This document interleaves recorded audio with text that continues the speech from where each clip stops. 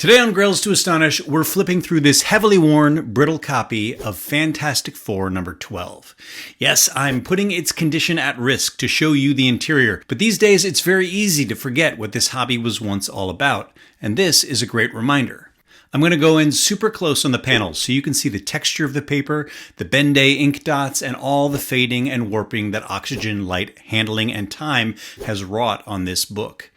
It's a rare treat for me, as I would never consider doing this if I weren't making a video. I read it on the Marvel Unlimited app, which I highly recommend, or maybe an omnibus or facsimile reprint, but never the real thing.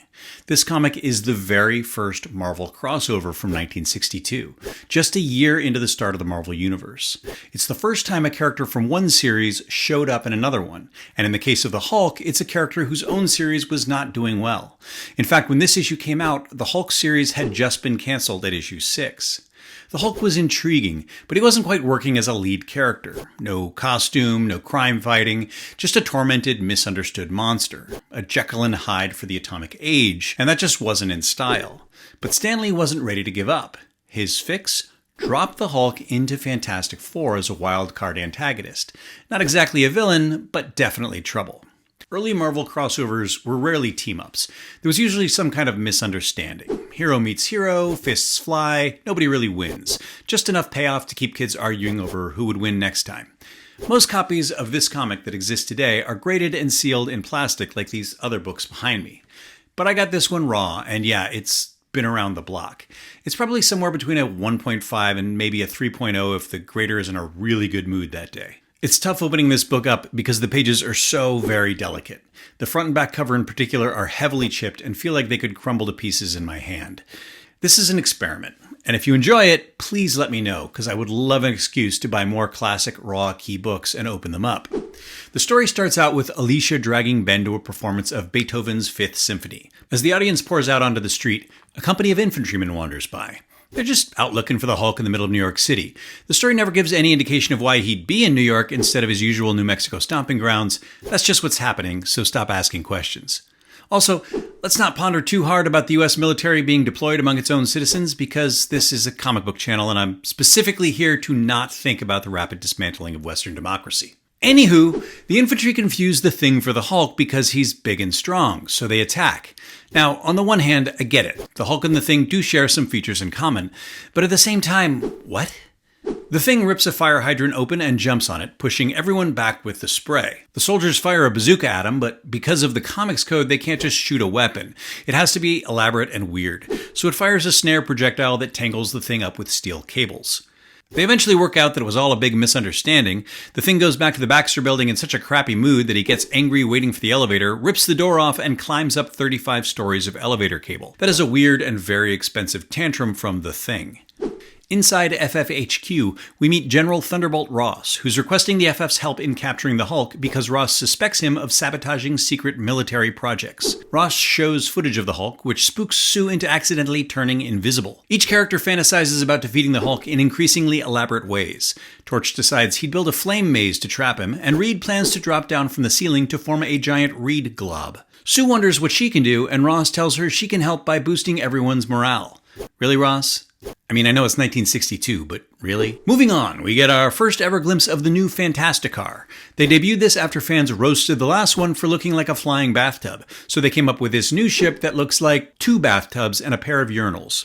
They take the new Fantasticar on its maiden voyage to New Mexico, where Reed and Sue meet with Bruce Banner, Rick Jones, and a random skinny bald guy who is in the room for some reason. Bruce says the missile attack isn't the Hulk's fault, and he pins it on a mystery antagonist he calls the Wrecker. Who could that be? Johnny and the Thing make some wildly inappropriate comments about the guy's height, stunning him so much his wallet falls out of his pants. Just go with it. Johnny picks it up with the new flaming lasso trick he's been working on, which displays a profound misunderstanding of physics, fire, and wallets. Annoyed that they've been shut out of the meeting, Johnny and Ben break the door off and storm inside. There's a recurring theme here: Ben Grimm really hates doors. General Ross says, "Of all the blankety-blank, what's going on here? I have had it with these blankety-blank snakes on this blankety-blank plane." He accuses the Thing of being afraid to face the Hulk, which makes Ben so mad he tears up General Ross's entire bound set of telephone books. Once upon a time, they used to print out actual books full of everybody's phone number. It was like Googling, but slower and made out of trees. Bruce and Rick go down to their secret underground bunker, where we learn the project the Wrecker destroyed is Bruce's nuclear missile defense system.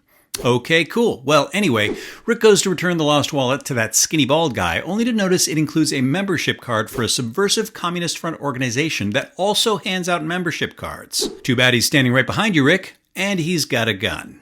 Meanwhile, the Thing takes a ride on a rocket sled for absolutely no reason. They just saw it lying around and, But something bursts out of the ground and bends the tracks, causing the Thing to go flying in the air. Torch flames on and grabs him, then Reed turns into a trampoline while Sue raises their morale. The Thing is certain it was the Hulk who bent the tracks, based on no evidence whatsoever. Bruce is tortured by his inability to convince the FF of the Hulk's innocence, and then, through clunky plot contrivance, turns into the Hulk to go fight them. By the way, this is before they decided Banner has to get angry to turn into the Hulk, so he has to step on a gamma ray machine of his own invention each time he wants to transform. So the Hulk goes into a tunnel looking for the Fantastic Four, and oh look, there they are. Now we have our cover image. The Thing and the Hulk square off, punches are thrown, and it's time for the big battle. This is the good stuff. Here's what we paid our 12 cents for. Hulk performs his first ever thunderclap, stunning everyone but the Thing, who gets some more punching in. But then an unexplained ray thing comes out of the ground and zaps Hulk in the head, ending the fight prematurely. The Thing rips the ground open and finds the Wrecker's massive robot that we literally only see in one small panel before the Thing tears it apart. We are definitely in a hurry to finish this story. The Thing bursts through a door to find the Wrecker wielding an atomic-powered ray gun. At this point, Stan and Jack remember they need to have Sue do at least one thing in the issue, so she turns invisible and karate chops the weapon out of his hand. They capture the Wrecker, who would have gotten away with it too if it hadn't been for those meddling kids, and the Hulk wakes up and wanders off. Everything wraps up real quick on the final page. Ross is happy, Banner shakes hands with Reed, the FF get a military parade in their honor, then fly off while the Hulk waves a tearful goodbye and teases a future rematch. Which we did soon get in a classic two-parter in issues 25 and 26 that brings in the newly formed Avengers as well. But that's another story. And by the way, if I seem flippant or critical of this story, don't get the wrong idea. Jack Kirby drew in a hurry. He was always on deadline and he never looked back. His comics are meant to be read and enjoyed in the same way. To give you some perspective, Jack most likely drew this issue in December of 1962 while juggling an absolutely legendary workload. He drew in his basement on his own schedule. About twice a month, he'd take the train into Marvel's offices to drop off his work, so it's hard to know what happened when, but the 23 pages plus cover of this issue were most likely created in the same month that he produced a Thor story for Journey into Mystery 89, an Ant-Man story for Tales to Astonish 40, a Human Torch story for Strange Tales 105, the entirety of Rawhide Kid 32 and Two Gun Kid 62, and a 7-pager for Love Romances 104, as well as helping Steve Ditko out with the cover of Amazing Spider-Man #1. Oh, and also, it was the same month he came up with Iron Man and drew the cover of Tales of Suspense 39. Jack Kirby was a supernova of creative energy. When things didn't entirely make sense, there was no time to fix it, and that's just part of what makes these comics so fun to read. By the way, if anyone's curious, Jack's page rate in 1963 was $15, and covers usually paid double, so he most likely earned about $375 for creating this issue, which is, coincidentally, exactly what I paid for this copy. That's all for now. Thanks for watching.